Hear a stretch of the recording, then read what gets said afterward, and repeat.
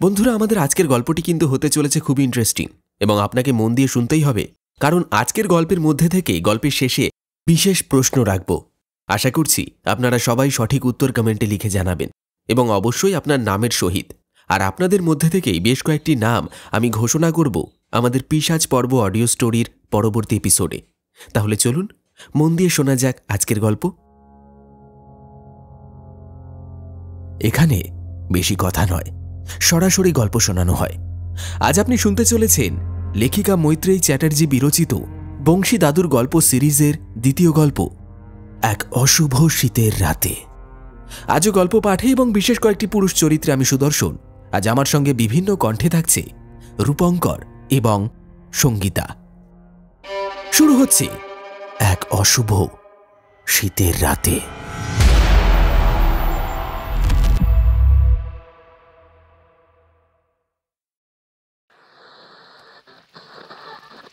এবার অগ্রহায়ণের শুরুতেই হাড় কাঁপানো জম্পের শীত পড়েছে।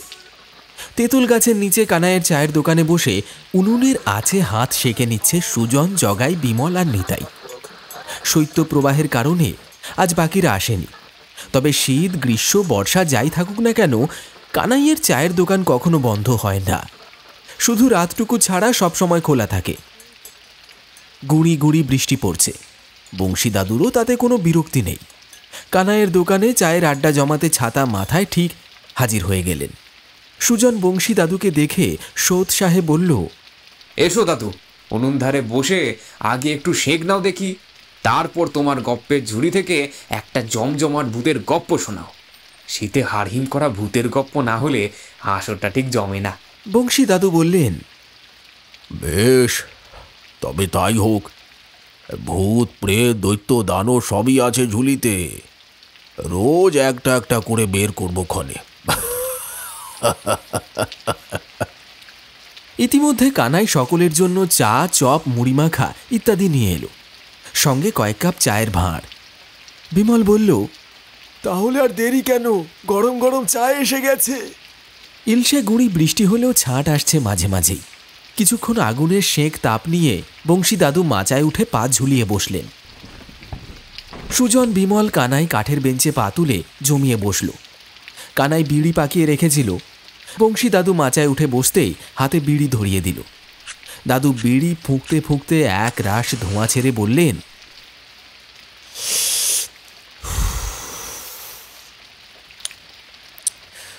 তা একবার মাছ ধরতে গিয়ে মেছো পেতনির কবলে পড়েছিলাম।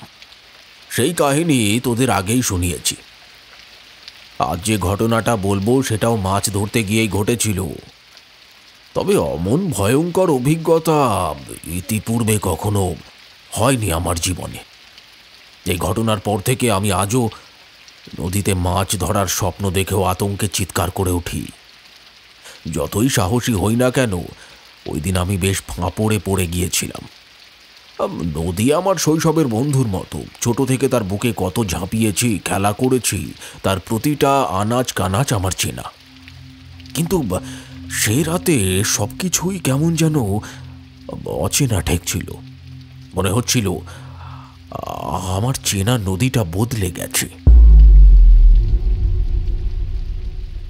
যৌবন বয়সে মানুষের রক্ত গরম থাকে। তখন ভালো মন্দ, সম্ভব অসম্ভবের বেড়া টপকে অজানা রহস্যের দিকে অ্যাডভেঞ্চারের নেশায় ছুটে বেড়ায়। আমিও এর ব্যতিক্রম ছিলাম না। আমার তখন জোয়ান বয়স, গরম রক্ত টকবক করে ফুটছে। একদিন খেয়ালের বশে নদীতে মাছ ধরতে গেলাম। তবে শুধু খেয়ালের বশে গেছি বললে ভুল বলা হবে, বরঞ্চ খানিকটা জেদের বশে চ্যালেঞ্জ নিয়ে এক অমাবস্যার অন্ধকার রাতে নদীতে নেমেছিলাম। আমার সঙ্গী সাথীরা 50 টাকা বাজি ধরেছিল। তখনকার দিনে 50 টাকার অনেক মূল্য ছিল রে। ওরা একদিন বাজি ধরে বলেছিল যে অমাবস্যার রাতে ঘুটঘুটে অন্ধকারে নদী থেকে যদি কেউ মাছ ধরে আনতে পারে তাকে 50 টাকা নগদ পুরস্কার দেওয়া হবে। আমাদের দলে কারোর সেই সৎ সাহস ছিল না, তবু টোপ ফেলে দেখেছিল কে কি বলে।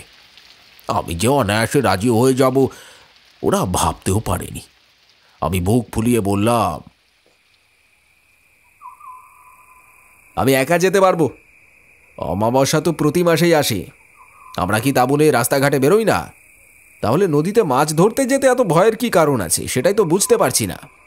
ওরা ভয়ে ভয়ে বলল, ওই নদীতে অমাবস্যার রাতে নাকি তেনাগো আগমন ঘটে, তেনারা মাছ খাইতে আসে।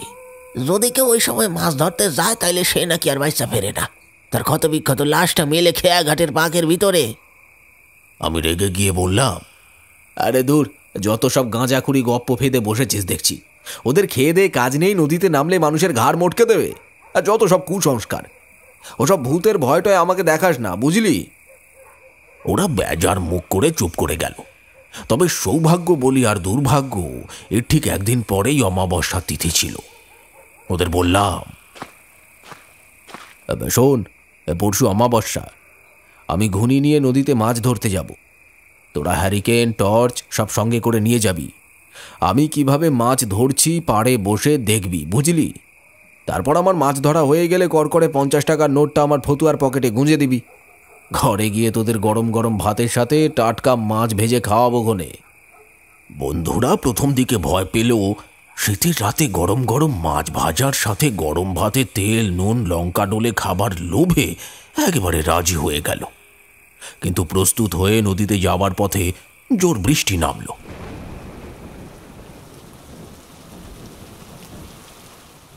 খানিকক্ষণ অপেক্ষা করলাম সবাই মিলে, কিন্তু বৃষ্টি কিছুতেই ধরল না। ধুম বৃষ্টিতে ভিজে অসুখ বিসুখ করতে পারে সেটা ভেবে ওদের বিপদে ফেলতে মন চাইল না।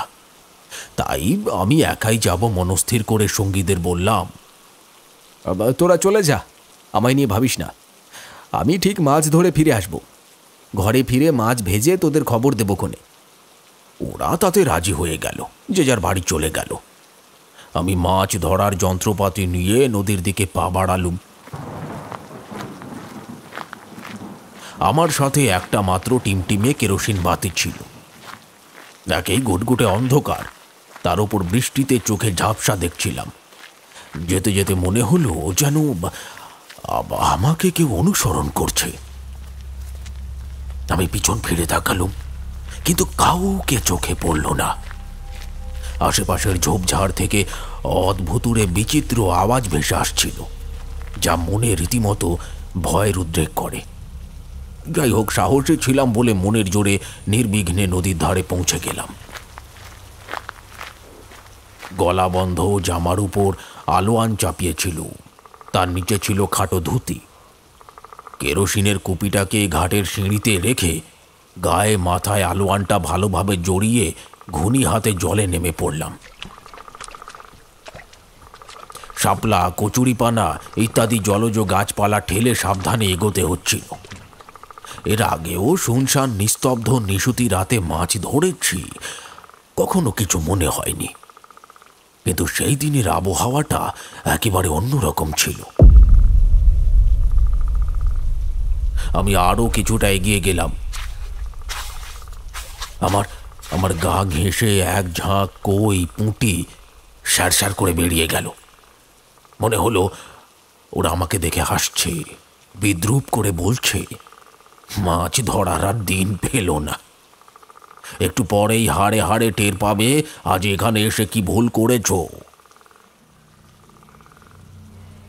7-5 ভাবতে ভাবতে ঘুনি হাতে এগিয়ে চলেছি। আর কিছুটা গেলেই ভালো ভালো মাছ পাওয়া যাবে। এমন সময় মাথার উপর কড় কড় কড়াত করে বাজ পড়ল, সাথে আকাশ ভাঙা বৃষ্টি। বৃষ্টির তোড়ে জলে আলোড়নের সৃষ্টি হলো। মাছগুলো খলবল খলবল করছে, ধরতে গেলে পিছলে যাচ্ছে হাত থেকে। বৃষ্টি না ধরলে ভালো করে মাছ ধরা যাবে না, এটা ভেবে খানিকক্ষণ বিশ্রাম নিতে পাড়ের দিকে এগিয়ে গেলাম।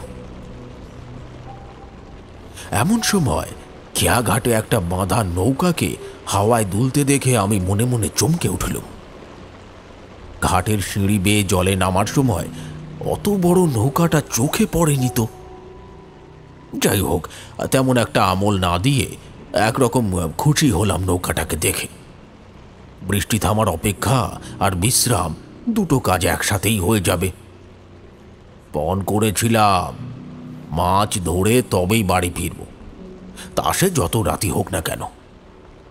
কিন্তু নৌকার দিকে এগোতে গিয়ে পায়ে ঠান্ডা শক্ত মতো কিছু একটা ঠেকল। নদীতে অনেক সময় বড় বড় কচ্ছপ আসে, পাড়ের কাছে অল্প জলে ঘোরাফেরা করে। এদিকে হ্যারিকেনটাও নিভে গেছিল।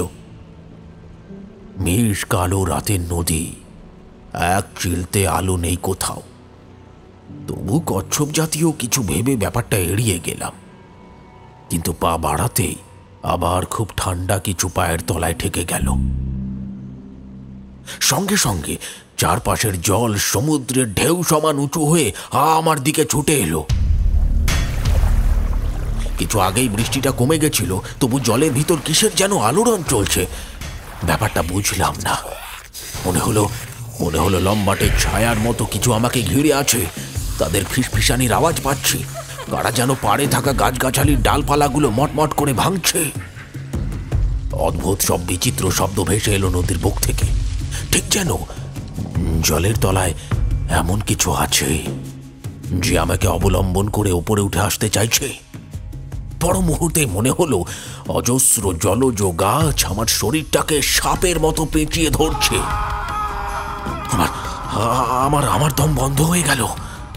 কিন্তু অনেক খুঁজেও কোনো অস্বাভাবিক কিছু চোখে পড়ল না।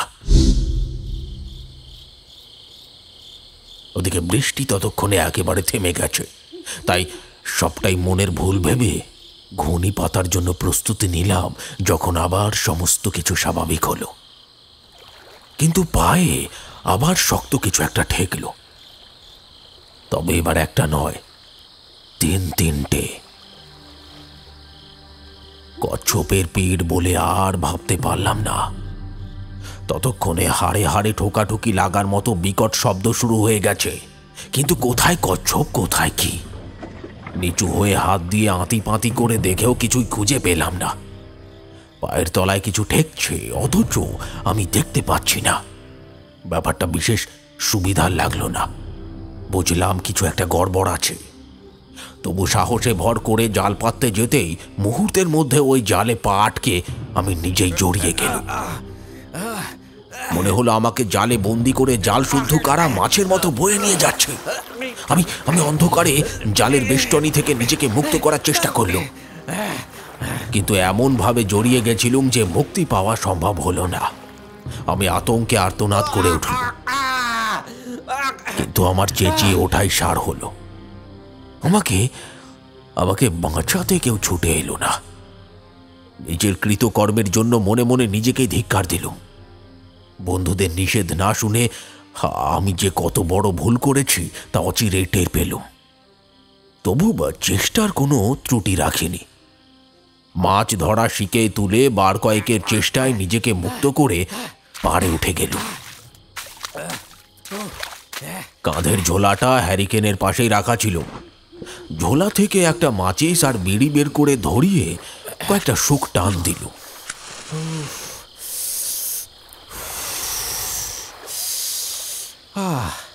শরীরে যেন একটু জোর এলো। কিছুক্ষণ পর কেরোসিন বাতিটা ধরিয়ে জলের দিকে তাকালাম। দিব্যি নিস্তরঙ্গ শান্ত নদী। মাঝে মাঝে হাওয়ায় পাড়ের কাছে ছোটখাটো ঢেউ এসে ধাক্কা মারছে ছলাৎ ছলাৎ শব্দ তুলে। তবুও কেন যে অমন ভয় পেলাম কে জানে। জলের মধ্যে অমন অস্বাভাবিক অনুভূতি বা কেন হলো তা ভেবে পেলাম না। নিজের অসাবধানতার বশেই হয়তো জালে জড়িয়ে পড়েছিলাম। রাতের অন্ধকারে মানুষ বিভ্রান্ত হয়ে যায়। রজ্জুতে সর্পভ্রমের কথা শুনেছিস নিশ্চয়ই তোরা? হ্যাঁ দাদু, বহুবার শুনেছি, বইতেও পড়েছি। ওটা তো প্রায় দৈনন্দিন ঘটনার মধ্যেই পড়ে। যাই হোক, তারপর কি হলো সেটা বলো। বংশীদাদু শুধুমাত্র তাঁর জীবনে ঘটা ভৌতিক অভিজ্ঞতা শোনাতে এই বৃষ্টি আর শৈত্যপ্রবাহ মাথায় নিয়ে আড্ডা দিতে আসেনি। সুজন ব্যাপারটা ভালোভাবেই টের পেল। ঘটনাটা শুনে ওর প্রথম থেকেই খটকা লাগছিল। মাছ ধরতে গিয়ে বিনা কারণে কেউ এমন বিপাকে পড়ে নাকি? অনেকেই তো অমাবস্যায় মাছ ধরতে যায়, অতীতেও গেছে। কই এমন ভয়ঙ্কর অভিজ্ঞতার কথা কারোর কখনো হয়নি। হলে সে কথা চাপা থাকতো না। যতই আত্মার অস্তিত্ব থাকুক, তারা দাদুকে এভাবে ভয় দেখিয়ে হয়রান করছে কেন? মেছো পেতনির ঘটনার পিছনেও ভয়ঙ্কর একটা সত্য কাহিনী লুকিয়েছিল, যা গল্পের শেষে বংশী দাদু প্রকাশ করেছিলেন। এই কাহিনীও মনে হয় কোনো সাধারণ ভূতপ্রেতের উপদ্রবকে কেন্দ্র করে গড়ে ওঠেনি। দাদুকে এই নিয়ে প্রশ্ন করলে কোনো সদুত্তর মিলবে না, সুজন তা ভালো করেই জানে। তাই মনের ভাবনা মনেই রেখে বিমলের কথায় সায় দিয়ে বলল, হ্যাঁ দাদু, দড়িকে সাপ ভেবে আমিও প্রায় চমকে উঠি, বিশেষ করে আবছা আলোয় বা রাতের অন্ধকারে। ঠিক বলেছ দাদু ভাই, আমিও সেদিন হ্যারিকেনের মৃদু আলোয় ঘটনাটাকে চোখের ভুল মনে করে কল্পনা ভেবে উড়িয়ে দিয়েছিলাম। কিন্তু তারপর এই পর্যন্ত বলে লম্বা শ্বাস ফেলে কথাবার্তায় ছেদ টানলেন। বাইরে হু হু করে শীতল বাতাস বইছে। টিপটিপে বৃষ্টির ছাঁট আসছে ত্রিপল সরে গিয়ে। সেসব উপেক্ষা করে দাদু হঠাৎ মাচা থেকে লাফ দিয়ে নিচে নেমে পড়ল। তারপর দোকানের বাইরে বেরিয়ে গেল। সুজন, বিমল, কানাই পরস্পর নিজেদের মুখের দিকে হতবুদ্ধির মতো হাঁ করে তাকিয়ে রইল। বংশী দাদুর এমন অদ্ভুত আচরণে বাকিরাও হতভম্ব হয়ে গেছে। মাঝ পথে গপ্প থামিয়ে এমনভাবে কিছু না বলে বেরিয়ে যেতে তারা কেউ কখনো দেখেনি। রেগে গেলে আলাদা ব্যাপার, কিন্তু এ যে বিনা মেঘে বজ্রপাত। দাদুর ভাবগতিক সুজনেরও মোটেও ভালো লাগলো না। বিমল বলল, চল সুজন, একবার বাইরে গিয়ে দেখে আসি। দাদুর মনে হয় কোনো জরুরি কাজ আছে, সেটা হয়তো ভুলে গেছিলেন, এখন মনে পড়ে গেছে তাই উঠে চলে গেলেন। আমার কিন্তু তা মনে হয় না। আমি আমার বংশী দাদুকে ভালো করেই চিনি। মনে হয় দাদুর উঠে যাওয়ার সাথে আজকের গপ্পের কোনো যোগসূত্র আছে। বলিস কি রে ভাই, কিসের যোগসূত্র থাকবে?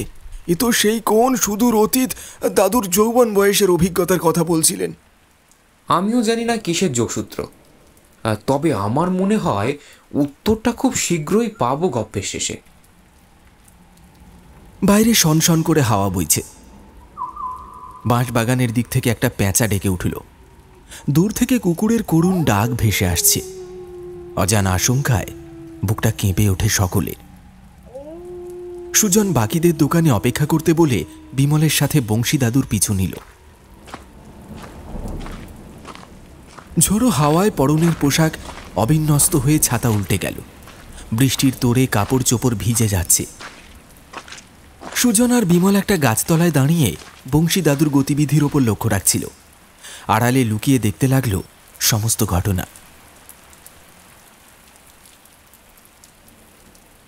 সামনের মেঠো পথ ধরে সামান্য কিছুটা এগোলেই খেয়াঘাট পড়ে। বংশী দাদু সেই দিকেই গেলেন। বিমল বলল, কি ব্যাপার বলতো?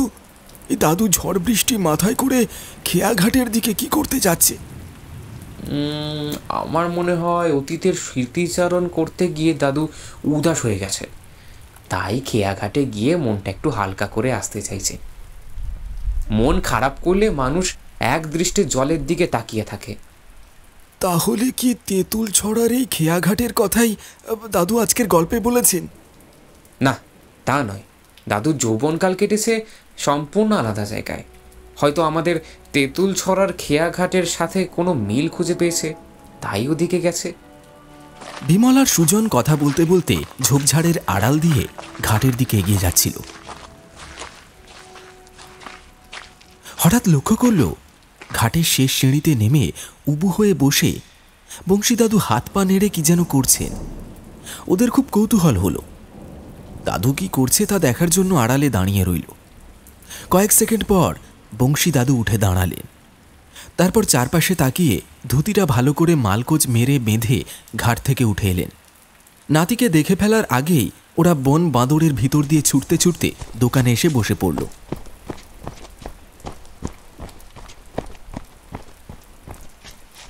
কিছুক্ষণের মধ্যেই বংশী দাদুও এসে হাজির হলেন। বাকিরা প্রশ্ন করতেই যাচ্ছিল, বিমলা সুজন ওদের ইশারায় চুপ করে বসে থাকতে বলল। চুপ চুপ চুপ চুপ করে বস। বংশী দাদু দোকানে প্রবেশ করতেই কানাই দাদুর হাতে পায়ের জল দিয়ে একটা গামছা এগিয়ে দিল। দাদু গা মাথা মুছতে মুছতে বললেন, আরে দুম করে একটা জরুরি কাজের কথা মনে পড়ে গেছিল রে। তাই কাজটা সেরে এলাম। কেউ কোনো উচ্চবাচ্য করল না। কানাইও চুপ করে রইল। সুজন কিছু না জানার ভাব করে বলল, কি কাজ দাদু, বলবে না আমাদের? এমনভাবে উঠে চলে গেলে, বাইরে ঝড় বৃষ্টি হচ্ছে, সবাই তো চিন্তায় পড়ে গেছিল। যাই হোক, গল্পটা বেশ জমে উঠেছিল, বাকিটা বলো। বংশী দাদু হাত পা মুছে কানাইকে সকলের জন্য আরেক প্রস্থ চা আর চপের অর্ডার দিলেন। সবাইকে আরেক কাপ করে সকলে আবার আগের মতো গুছিয়ে বসল। কিছুক্ষণ নীরবে থেকে মনে মনে নিজেকে গুছিয়ে নিলেন তিনি। কানাই সকলের হাতে হাতে চায়ের ভাঁড় আর চপ ধরিয়ে দিয়ে গেল। চপ মুখে পুড়ে চায়ের কাপে চুমুক দিয়ে বংশী দাদু গল্পের খেই ধরে বললেন,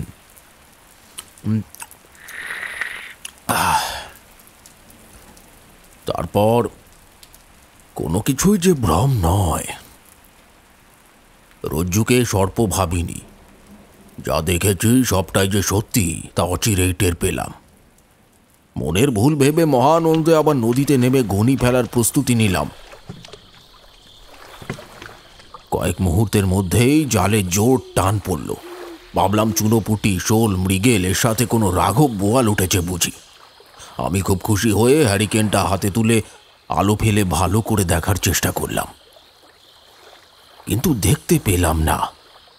এরপর হ্যারিকেনটা আবার ঘাটের সিঁড়িতে রেখে ঘুনির দিকে তাকালাম। মনে হলো ভিতরে মাছের মতোই কিছু ছটফট করছে, লাফাচ্ছে। কিন্তু পরক্ষণেই আমার ভুল ভাঙল। যেটাকে এতক্ষণ বড় সাইজের মাছ ভাবছিলাম, সেটা আসলে কোনো জলজ জন্তুর কঙ্কাল ও তার মাথার খুলি। আমি জাল খুলে মৃত প্রাণীর কঙ্কালটাকে জলে ফিরিয়ে দেবার জন্য হাত বাড়ালাম। সঙ্গে সঙ্গে বিদ্যুতের শক খাওয়ার মতো আমি ছিটকে সরে এলাম। হাত দিয়েই বুঝেছিলাম ওটা আদৌ কোনো জলজ প্রাণী নয়, ওটা নরকঙ্কাল। আমি দ্রুত ওখান থেকে পালাতে চেষ্টা করলাম, কিন্তু পারলাম না। মুহূর্তে আমার শরীরটা ভারী হয়ে এলো। আমি নড়াচড়া করতে পারলাম না। টের পেলাম কেউ আমার পা দুটো শক্ত করে ধরে জলের তলায় হিড় হিড় করে টানতে টানতে নিয়ে যাচ্ছে। সাদা ফ্যাট ফ্যাটে দুটো লম্বা হাত আমার গলায় সাঁড়াশির মতো চেপে বসল। দেখলাম গলিত শবের মতো একটা বিভৎস মুখ জ্বলন্ত চোখে তাকিয়ে আছে আমার দিকে। বুঝলাম জল দেবতা অসন্তুষ্ট হয়েছে। আমি তার রোষ নজরে পড়েছি।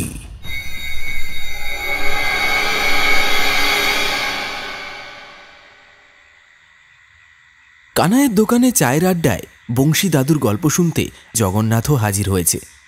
সুজনদেরই বয়সী। সবাই ওকে জগাই বলে ডাকে। প্রথম দিকে চুপচাপ থাকলেও জগাই এবার শুরুতেই বংশী দাদুকে থামিয়ে জিজ্ঞেস করল, জল দেবতা মানে কি বংশী দাদু? কে সে? সুজন মনে মনে প্রমাদ গুনছিল। বিপ্লব ফিসফিস করে বলল, বেটা জগাই নেহাত জল দেবতার অর্থ জিজ্ঞেস করেছিল, তাই রক্ষে পেল। নইলে অন্য কোনো প্রশ্ন করলে দাদু রেগে মেগে উঠে চলে যেতেন। সুজন চাপা স্বরে বলল, সে আর বলতে, উঠে তো যেতেই। তার রেস যে কতক্ষণ থাকতো তার কোনো ইয়ত্তা নেই। ওদের গুলতানি বংশী দাদুর কানে যায়নি। তিনি সস্নেহে জগন্নাথের দিকে তাকিয়ে বললেন, জল দেবতা হলো এক ধরনের অপদেবতা। এদের জলদেও বলা হয়, বুঝলি দাদু ভাই। এরা জলের তলায় থাকে। গ্রামে গঞ্জে বড় বড় জলাশয়, পুকুর, নদী বা দিঘির জলে এরা বাস করে। তবে যে কোনো জায়গায় পুকুর বা নদীতে এদের দেখা যায় না। পছন্দ মতো নির্দিষ্ট অঞ্চলে জলের নিচে বাস করে। সন্ধ্যের পর কেউ যদি জলে নামে, জলদেব অসন্তুষ্ট হয় অনেক সময়। তার পা ধরে জলের নিচে পাতালে টেনে নিয়ে যায়, নাকানি চুবানি খাইয়ে ডুবিয়ে মারে। ও আচ্ছা আচ্ছা, এইবার বুঝেছি। তারপর? বংশী দাদু একটু কেশে গলা খাঁকারি দিয়ে বললেন, তারপর আর কি, আমি মনে মনে ইষ্ট দেবতার নাম জপতে লাগলাম, কিন্তু তাতেও কোনো লাভ হলো না। আমার নাকে মুখে জল ঢুকে নিঃশ্বাস বন্ধ হয়ে এলো। মৃত্যু নিশ্চিত জেনে শেষ মুহূর্তে সেই বিভৎস চেহারার দিকে আরও একবার ঝাপসা চোখে তাকিয়ে দেখলাম। বুঝলাম জলদেও নয়, আমি আমি কোনো শক্তিশালী অশরীরীর কবলে পড়েছি।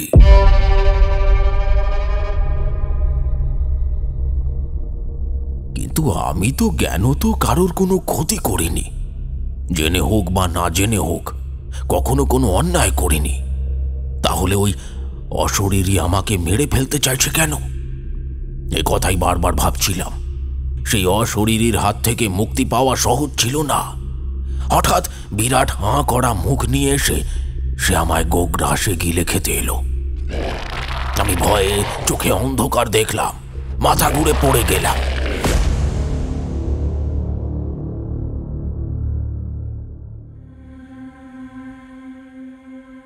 কতক্ষণ ওভাবে পড়েছিলাম জানি না। হঠাৎ টুকরো টুকরো কিছু দৃশ্য চোখের সামনে ছবির মতো ভেসে উঠল।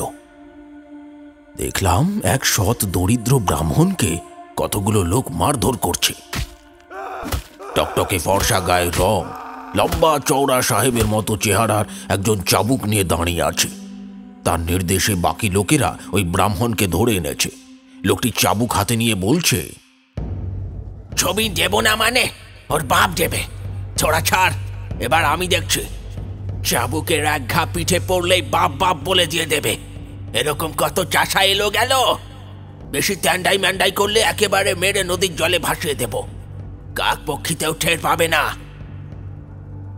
কিন্তু সেই দরিদ্র ব্রাহ্মণ এতটুকু ভয় পায় না। দৃঢ় কণ্ঠে বলে, মরার ভয় আমার নাই বাবু, মরার ভয় আমার নাই। প্রাণ থাকতে এই জমি আমি আপনারে দেব না।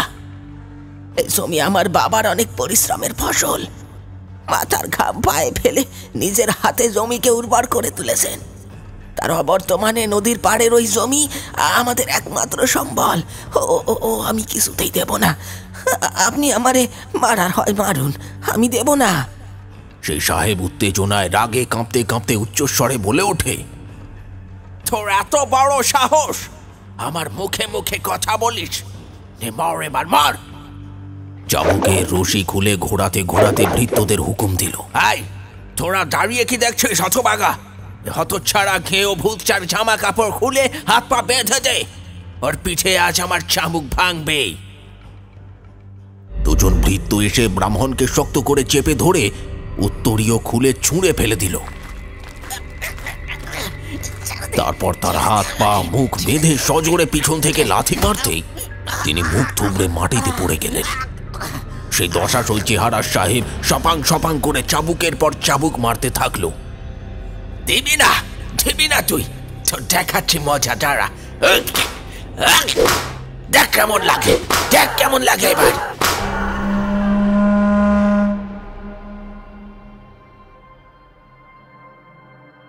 ওদিকে ব্রাহ্মণের স্ত্রী তাদের মাত্র 11 মাসের ছোট্ট মেয়েকে নিয়ে স্বামীর পথ চেয়ে বসেছিলেন।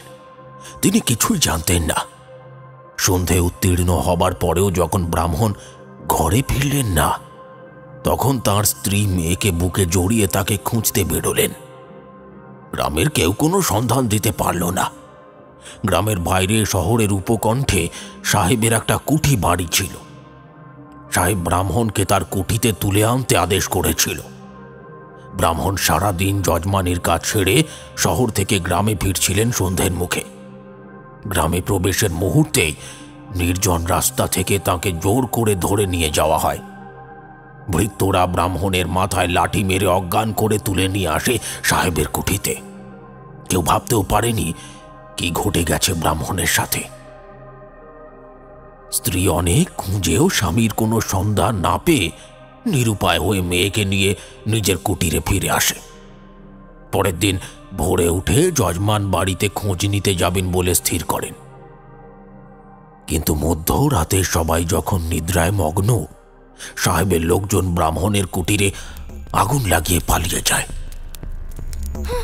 ঘরে কি আগুন ধরালো? কে ধরালো? বাঁচাও, বাঁচাও, কে আমাদের বাঁচাও! অর্ধদগ্ধ অবস্থায় ব্রাহ্মণের স্ত্রী কোনো মতে শিশুকন্যাকে নিয়ে ঘর থেকে বেরিয়ে আসে। সাহেবের লোকজন আড়াল থেকে নজর রেখেছিল। ওরা বেঁচে আছে দেখে হুমকি দিয়ে বলে গেল, বাঁচতে চাইলে গ্রামের কাউকে কিছু না জানিয়ে মেয়েকে নিয়ে এখনই গ্রাম ছেড়ে চলে যা। তোদের নদীর পাড়ে জমিটা সাহেবের দরকার। কথা না শুনলে তোরে আর তোর মেয়েরে মেরে ফেলবে। প্রবল শীতে একটু আশ্রয়ের খোঁজে সারা রাত পথে পথে ঘুরে ক্লান্ত ক্ষুধার্ত হয়ে ব্রাহ্মণের স্ত্রী রীতিমতো অসুস্থ হয়ে জ্ঞান হারিয়ে লুটিয়ে পড়েন। নিদারুণ শৈত্যপ্রবাহ বইছিল। ছোট্ট একরত্তি মেয়েটি রাস্তায় পড়ে খিদে কাঁদতে কাঁদতে ঠান্ডায় নীল হয়ে মারা গেল।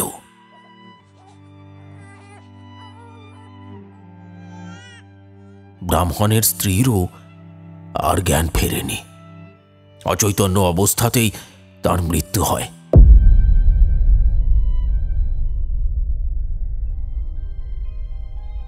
ওইদিকে চাবুকের আঘাতে ব্রাহ্মণ অচৈতন্য হয়ে পড়েন। তার দেহেও কোনো সাড়া ছিল না। সাহেবের লোক তাকে মৃত ভেবে নদীতে ফেলে দিয়ে আসে। কিছুক্ষণ পর তার জ্ঞান ফিরে আসে। সাঁতরে ওপারে গিয়ে নিজের কুটিরে গেলেন।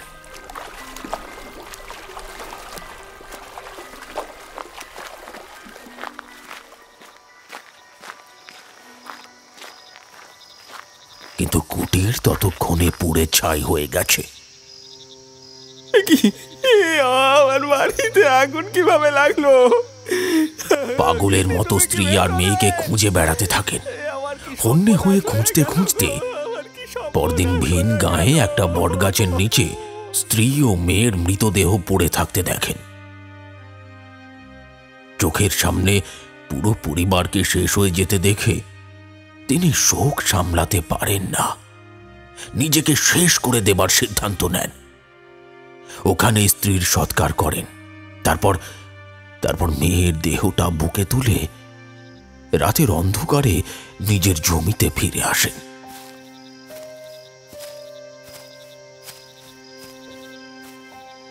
তার জমিতে ততক্ষণে সাহেবের নির্দেশে নতুন খুঁটি পোঁতা হয়ে গেছে। নদী পাড়ের ব্রাহ্মণের আবাদি জমি নিজের দখলে নিয়ে বিরাট খামার বাড়ি তৈরির পরিকল্পনা করছিল অত্যাচারী ম্যাক সাহেব। তবে রাতে সেখানে কেউ ছিল না। মাটি খুঁড়ে চিরদিনের মতো মেয়েকে জমির নিচে শুইয়ে দিলেন। তারপর নদীতে নেমে গভীর জলে গিয়ে ছুরির সাহায্যে নিজের গলার নলি কেটে আত্মহত্যা করেন।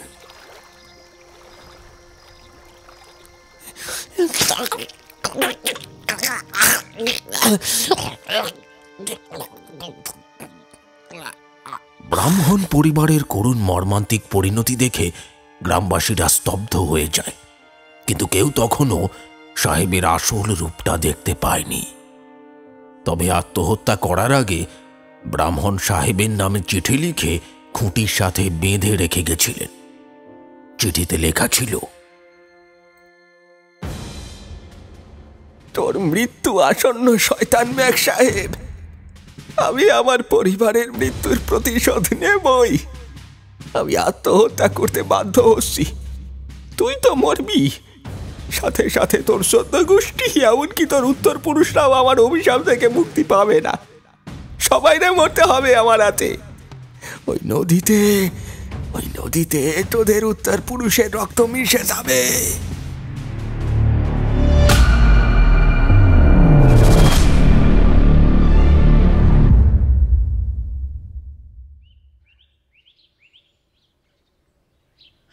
ব্রাহ্মণ আত্মহত্যা করার পর সাহেব সেই চিঠি পড়ে তাচ্ছিল্যের হাসি হেসে বলেছিল,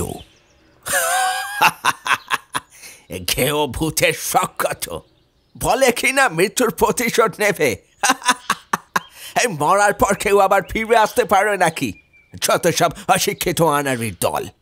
ভৃত্যদের মধ্যে একজন বলেছিল, অপরাধ নিবেন না সাহেব। ব্রাহ্মণ হতে হলে নাকি মহাপাপ হয়। শুনেছি সৎ ব্রাহ্মণরা অপঘাতে মরে গেলে বেমুদতি হয়ে যায়। যদি সত্যি তাই হয় তখন কি করবো মোরা? ও ধুমধাম করে শ্রাদ্ধের আয়োজন করলেই বাছাধন পিণ্ডি নিয়ে সুর করে চির জন্মের মতো কেটে পড়বে। তোদের যত আজগুবি ধারণা, আর কিচ্ছু হবে না। মিলিয়ে নিস আমার কথা। নাকে তেল দিয়ে ঘুমোতে যা। ঘুম হলে মাথাটা পরিষ্কার হয়ে যাবে।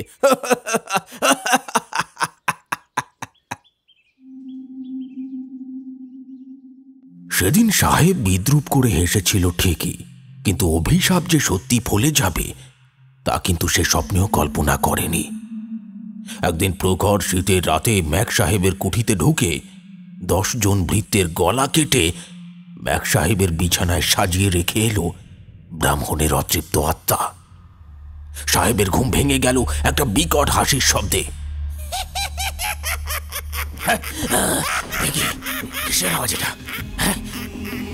ভয়ে কেঁপে উঠল শয়তান ম্যাক সাহেব।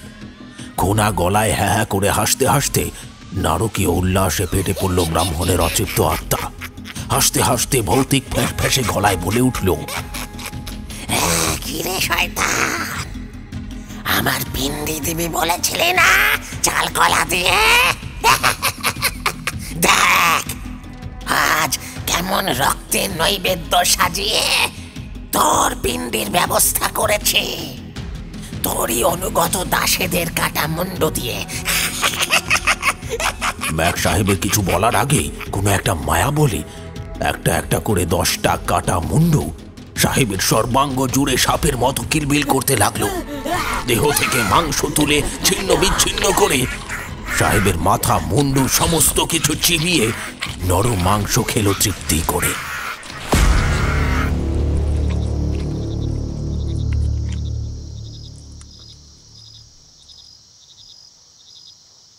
ব্রাহ্মণের আত্মা তবুও শান্ত হল না। নিজের দেওয়া অভিশাপ পূরণের জন্য অতৃপ্ত আত্মা হয়ে ঘুরে বেড়াতে লাগল। সবাই হাঁ করে সেই ভয়াবহ কাহিনী শুনলেও সুজন মনে মনে বিরক্ত হল। তার মনে হল বংশীদাদু হঠাৎ করে এসব কি আষাঢ়ে গপ্প ফাঁদছে, বিশেষ করে ঘাট থেকে ফিরে আসার পর। কি যে করছিল ওখানে কে জানে। ওরা যা দেখেছে তার মাথা মুন্ডু কিছুই বুঝে উঠতে পারেনি। এ কথা ঠিক যে ব্রাহ্মণ এবং তার পরিবারের সাথে সত্যি অত্যন্ত অন্যায় করা হয়েছিল। খুবই মর্মান্তিক কাহিনী। কিন্তু এই গল্পে ওই ম্যাক সাহেবটা আবার কে? বংশীদাদু হঠাৎ নিজের ঘটনা ছেড়ে সাহেবের স্বপ্ন দেখার কথা শোনাচ্ছে কেন? বাপের জন্মেও কোনো সাহেব টাহেবের কথা এর আগে বংশীদাদুর মুখ থেকে শোনেনি। তাহলে কি ম্যাক সাহেবকে শুধু বংশীদাদুই ব্যক্তিগতভাবে চিনত?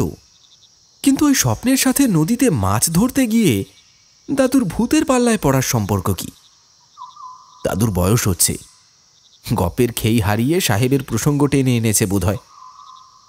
বিমলের মনটাও খচখচ করছিল। একই প্রশ্ন তার মাথাতেও ঘোরাফেরা করছে। কোথাকার কোন হাড় বজ্জাত খুনে ম্যাক সাহেবকে স্বপ্নে দেখার কথা শুনতে হচ্ছে। কি যে হলো দাদুর হঠাৎ করে।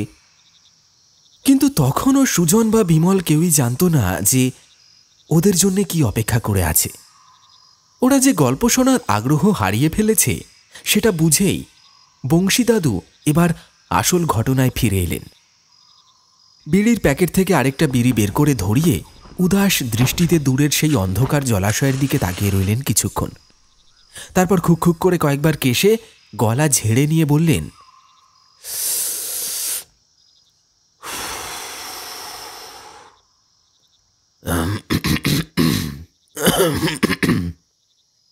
আমি তো সেই জলদেহর আসল রূপ দেখে ভয়ে জলের মধ্যে মাথা ঘুরে পড়ে গেছিলাম। তারপর ঘোরের ভিতর ম্যাক সাহেবকে স্বপ্নে দেখলাম। কিছুক্ষণ পর আমার হুঁশ ফিরে এলো। নিজেকে নদীর চরে আবিষ্কার করলাম। কি করে আমি এখানে এলাম, কেন এভাবে পড়ে আছি, প্রথমে কিছুই মনে করতে পারছিলাম না।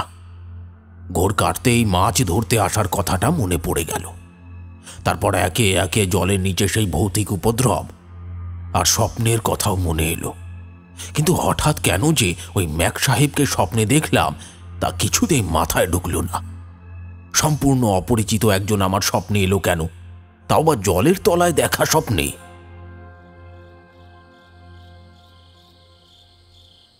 বংশীদাদু ম্যাক সাহেবের সম্পূর্ণ অপরিচিত শুনে সুজন বিমল স্তম্ভিত হয়ে গেল। বাকিরাও কিছু না বুঝে ফ্যালফ্যাল করে তাকিয়ে রইল বংশীদাদুর মুখের দিকে। বংশীদাদু সবার মনের অবস্থা টের পেলেন। মুচকি হেসে বললেন, সব কিছুই জানতে পারবি, বাকিটা মন দিয়ে শোন। চরে বসে স্বপ্নটা নিয়ে আকাশ পাতাল ভাবছিলাম। বেশ অন্যমনস্ক হয়ে পড়েছিলাম ভাবতে ভাবতে। এমন সময় হঠাৎ একটা কালো ছায়াকে আমার মুখোমুখি এসে দাঁড়াতে দেখলাম। ছায়াটা ধীরে ধীরে দীর্ঘ থেকে দীর্ঘতর হয়ে একটা বিশাল আকৃতির ভয়ঙ্কর ব্রহ্মদৈত্যে পরিণত হয়ে গেল। যেমন তার ভয়ঙ্কর অবয়ব, তেমনি বিভৎস মুখের চেহারা। সে কোনো সাধারণ ব্রহ্মদৈত্য ছিল না। আমি ভয়ে ভাষা হারিয়ে ফেলেছিলাম। সে হুঙ্কার দিয়ে বলল, এই তোর পূর্বপুরুষের স্বপ্নই আজ তোকে দেখালাম। যা দেখেছিস সবটাই সত্যি। আমি সেই হতভাগ্য ব্রাহ্মণ। আমার পরিবারকে হারিয়ে নিজে আমি মৃত্যুবরণ করেছি।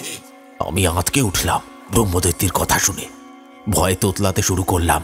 ঢোক গিলে বললাম,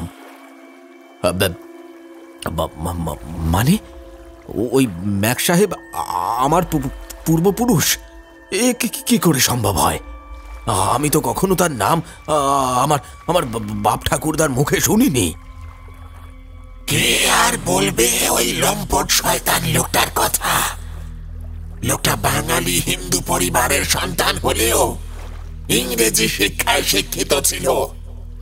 ইংরেজি ভাষায় দারুণ দখল ছিল তার। একেবারে যাকে বলে পাক্কা ইংরেজ, যার জন্য সে ব্রিটিশদের কাছ থেকে সাহেব খেতাব পেয়েছিল। ওর আসল নাম ছিল মানিকলাল। ব্রিটিশরা ওকে সাহেব উপাধি দিয়ে ম্যাক সাহেব নামকরণ করে। কিন্তু শিক্ষিত হলেও মানিকলাল ছিল সাংঘাতিক লোভী। ব্রিটিশদের সাথে ওঠা বসা করত বলে যথেষ্ট প্রভাব প্রতিপত্তি ছিল লোকটার। অহংকারের বশবর্তী হয়ে সে তার ক্ষমতার অপব্যবহার করতে শুরু করে।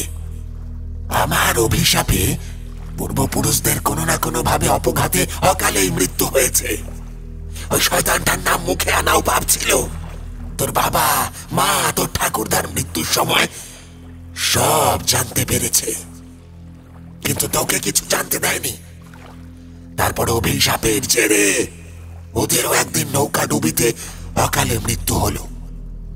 শয়তান ম্যাক সাহেবের হত্যার দিন 7 পর তার এক উত্তরসূরি আমার গলার নলি কাটা পচা গলা মৃতদেহটা জল থেকে তুলে এনে নদীর পাড়ে আমার জমির মাটির নিচে পুঁতে দিয়েছিল।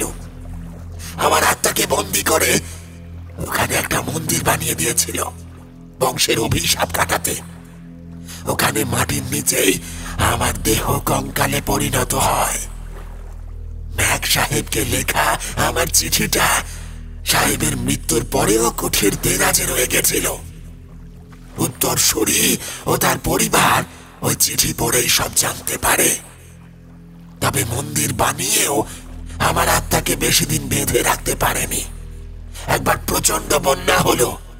বানের জলে আমার কঙ্কাল, মাথার খুলি, আমার মেয়ের দেহ সব শুদ্ধ আবার ওই নদীতে গিয়েই পড়ে। আমার দেওয়া অভিশাপ থেকে ভবিষ্যৎ প্রজন্মকে রক্ষা করতে পারেনি কেউ কোনোদিন। তোদের ওই পাপের বংশে এখন তুই ছাড়া আর কেউ বেঁচে নেই। সকলেরই অকাল মৃত্যু হয়েছে।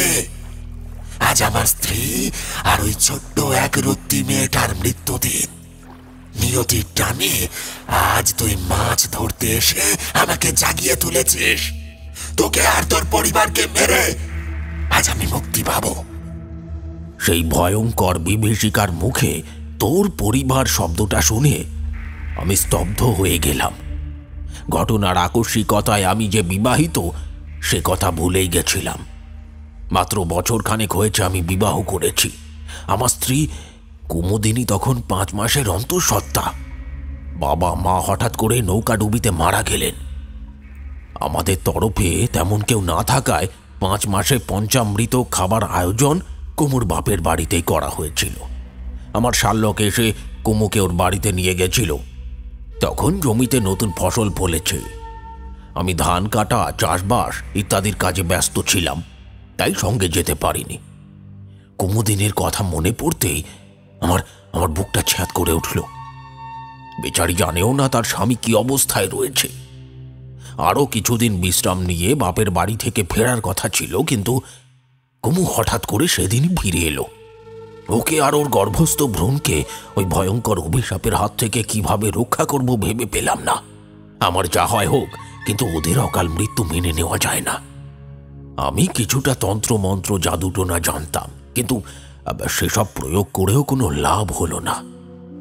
ব্রাহ্মণের আত্মা অত্যন্ত শক্তিশালী, তাকে কোনোভাবে নিরস্ত করা গেল না, বরঞ্চ আরো হিংস্র হয়ে উঠল।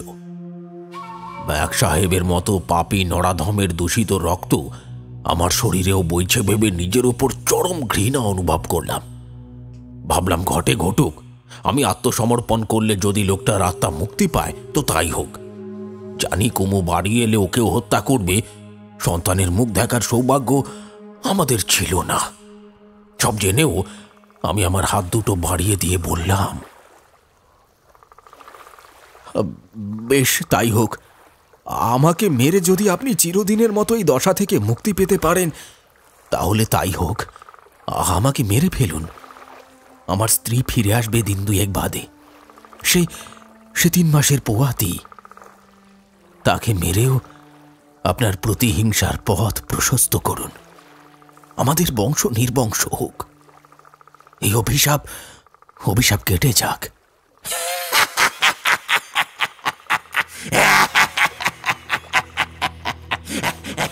নিজেকে সঁপে দেবার মুহূর্তে একটা মেয়েলি ডাক শুনতে পেয়ে চমকে উঠলাম। এ কি, তুমি এখানে কি করছো? চোখ খুলে দেখি নদীর পাড়ে নৌকা এসে থেমেছে। আমার স্ত্রী কুমুদিনী নৌকা থেকে নেমে আমার কাছে ছুটে এলো। আমার বুকে ঝাঁপিয়ে পড়ে কাঁদতে কাঁদতে বলল, এ কি অবস্থা হয়েছে তোমার? কি করে এসব হলো? তোমার সারা গায়ে এত জল কাদা লেগে আছে কেন? আমার মনটা গতকাল থেকে কুগাইছে। বিপদের আজ তখনই টের পেয়েছিলুম। জানো, আজ ভোরে একটা খারাপ স্বপ্ন দেখে আমার ঘুমটা ভেঙে গেল।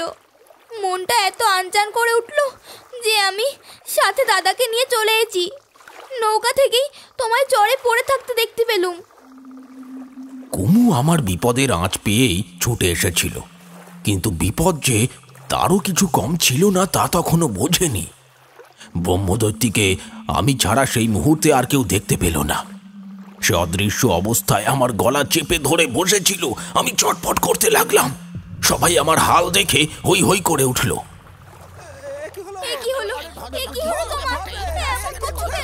সবাই ভাবলো আমি বুঝি অসুস্থ হয়ে পড়েছি। আমার শুশ্রূষার জন্য তারা আমাকে বাড়ি নিয়ে যেতে উদ্যত হলো, অথচ ব্রাহ্মণের আত্মা যে আমায় যেতে দেবে না।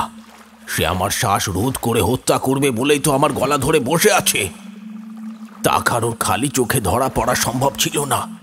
কুমুদিনী আমার অবস্থা দেখে একেবারে ভেঙে পড়ল।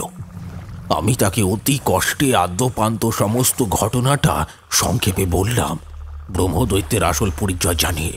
কুমুদিনী অশ্রুসিক্ত কণ্ঠে হাত জোর করে সেই অদৃশ্য শক্তির উদ্দেশ্যে মিনতি করে বলে উঠল, বাবা ঠাকুর, জানি আপনার ও আপনার পরিবারের সাথে যেরকম অন্যায় করা হয়েছে সেই অপরাধের কোনো ক্ষমা নেই গো। তবু বলছি, আপনি আমার স্বামীকে দয়া করুন। ওর প্রাণ ভিক্ষা চাইছি আমি। দয়া করে ছেড়ে দিন ওকে। আমার গর্ভে আপনার মেয়ের মতো একটা ছোট্ট শরীর বেড়ে উঠছে যে। কুমুর কাতর আবেদনে বাবা ডাক শুনে আমাদের সন্তানের মঙ্গল কামনায় সেই ভয়ঙ্কর বিভীষিকার নিষ্প্রাণ চোখও জলে ভরে গেল। সে আমাদের মুক্তি দিয়ে চলে গেল বরাবরের মতো।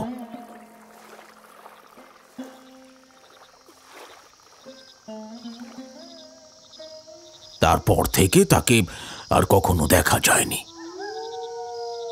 বাইরে ঝোড়ো হাওয়ার দাপট কমে গেছে, বৃষ্টিও আর নেই। কানাইয়ের দোকানে সবাই স্তব্ধ হয়ে বসে আছে, কারোর মুখে কোনো কথা নেই। সুজন আড়ালে মুখ নিচু করে চোখের জল ফেলছিল। সুজনের বাবার বংশ আলাদা হলেও তার মা যে জন্মসূত্রে বংশীদাদুর একমাত্র মেয়ে, ওই নরকের কীট ম্যাক সাহেবের বংশধরদের একজন। ব্রাহ্মণের অতৃপ্ত আত্মা ওর দিদিমাকে হত্যা করে ওর মাকেও শেষ করতে চেয়েছিল, কিন্তু শেষ পর্যন্ত ওই শিশুর কথা ভেবেই তাদের সকলকে মুক্তি দিয়ে গেছে। সুজনকে দেখে বংশী দাদুর বুকের ভিতরটা মোচড় দিয়ে উঠল। সকলেরই মন ভারাক্রান্ত হয়ে উঠেছে। সুজনের মাথায় হাত বুলিয়ে বংশী দাদু সস্নেহে বুকে টেনে নিলেন।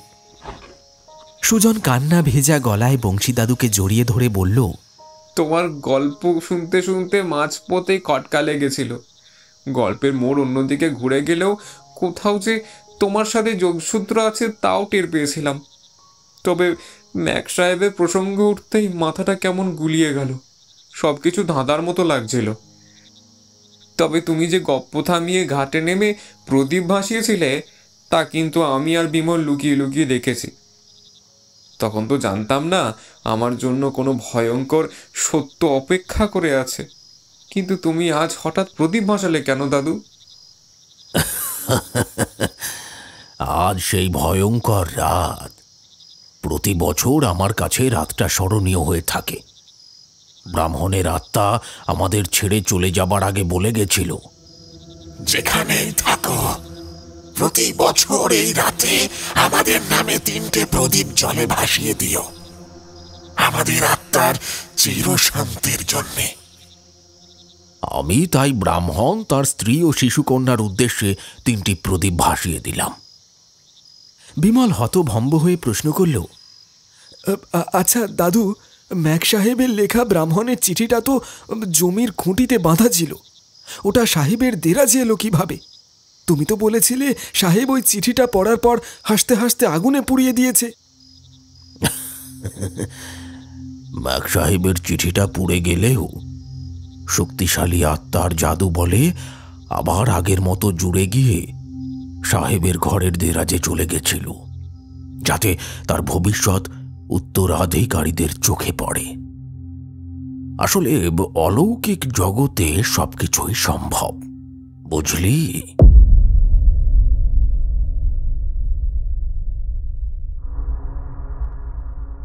শুনলেন বংশী দাদু সিরিজের দ্বিতীয় গল্প, এক অশুভ শীতের রাতে। বন্ধুরা, আপনাদের জন্য আজকের প্রশ্নটি হল, বংশী দাদু যখন বন্ধুদের সঙ্গে বাজি ধরে ঘুটঘুটে অন্ধকার বৃষ্টি ভেজা রাতে মাছ ধরতে গেছিলেন, তখন তিনি পরনে কি পড়েছিলেন? আরও একবার প্রশ্নটা রিপিট করছি, বংশী দাদু যখন বন্ধুদের সঙ্গে বাজি ধরে ঘুটঘুটে অন্ধকার বৃষ্টি ভেজা রাতে মাছ ধরতে গেছিলেন, তখন পরনে কি পড়েছিলেন? তাহলে আর দেরি কেন, ঝটপট কমেন্টে লিখে ফেলুন সঠিক উত্তর এবং সঙ্গে আপনার নামটি লিখতে অবশ্যই ভুলবেন না। দেখা হচ্ছে খুব তাড়াতাড়ি আগামী এপিসোডে। ধন্যবাদ। সকলে ভালো থাকবেন, সুস্থ থাকবেন।